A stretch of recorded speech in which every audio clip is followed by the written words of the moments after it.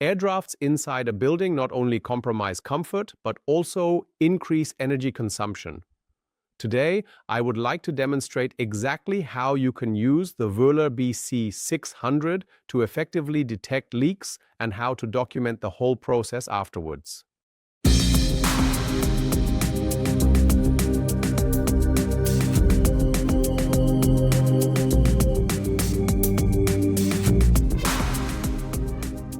We are here at a construction site, and the first step is to check where the leaks are and to assess our current situation. This can happen in new buildings, but it can also occur during renovation work. Once the Wöhler BC 600 has been installed, you have several options for leakage detection. The easiest way to locate a leak is simply to press this button. This button can be customized within the app. The default setting is a negative pressure of 50 pascals. So when I press it, the device will create a negative pressure of 50 pascals. And then it's simply a matter of checking. Where are the leaks? How can this be documented? How do you access that? Where might you need to go back and make some changes? Leakage detection is very simple to start, just at the touch of a button.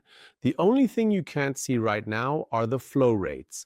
If I want to know the flow rates, I need to connect to the app and select the leakage detection menu option.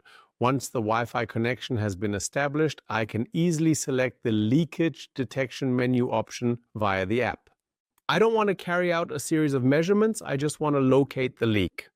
And here you now have the option, using the slider, to set a measuring point either under negative pressure or under positive pressure. It doesn't make any difference. Basically, you can do this continuously here. I've now set the slider to a value of slightly less than 54 pascals, which is the level I want to reach. When I press start, the leakage detection can then begin. But I'd also like to show another option. You can carry out this sort of leakage detection not only pressure controlled, but you can also do leakage detection speed controlled. This has the following advantage. Sometimes you're in buildings where there is still a bit of, public footfall. Someone walks out, someone comes in, a door is opened, a window is opened. The problem is that when I run it in pressure-controlled mode, the BC 600 tries to compensate for that pressure straight away, so it revs up and then you get startled. Why is it getting so loud? And then the door slams shut with a bang. That means that possibly the device suffers from this because then it learns to fly. That's not intended either. And to avoid that, there is the option to not run the whole thing with differential pressure control, but instead, I can set it to speed control. That means I can also use the speed control here in both positive and negative pressure to reach the pressure point I want, either via the slider or the plus and minus buttons. And if a door happens to open, it's not that dramatic because the device simply maintains its speed and the pressure dissipates. When the door is closed again, the internal pressure gradually builds up once more, and you can then proceed further with your leakage detection. At this point, I'm simply going to turn on the measurement device and we'll transition directly into the leakage detection process.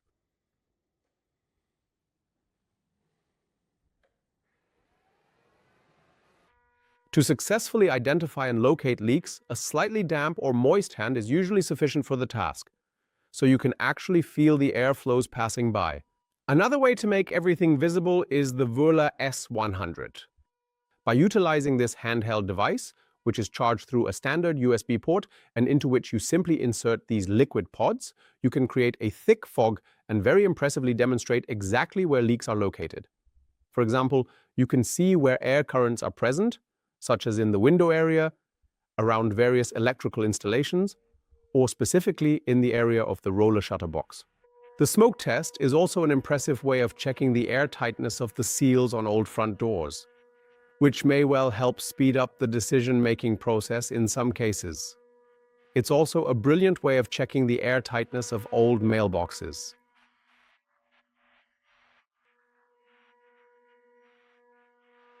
A Wöhler TA 200 Hot Wire Anemometer is also a suitable device for documenting leaks.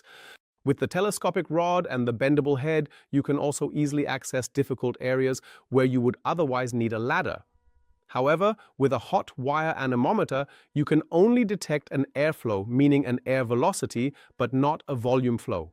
You also need the cross-sectional area to calculate the flow rate. That means the flow velocity shown here should actually be 0. If we have a completely airtight building envelope, then we have 0 flow velocity.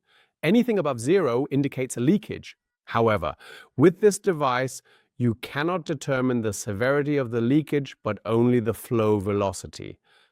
This is quite simple. You just hold the hot wire anemometer at the spot, take a photo of it, and then upload that photo to the app, along with the flow velocity and the location of the leak, so that this information is available in the documentation for the tradespeople who come after you. Leakage detection with the Wöhler Hot Wire Anemometer, the Wöhler S100 and the Wöhler BC 600 is that easy.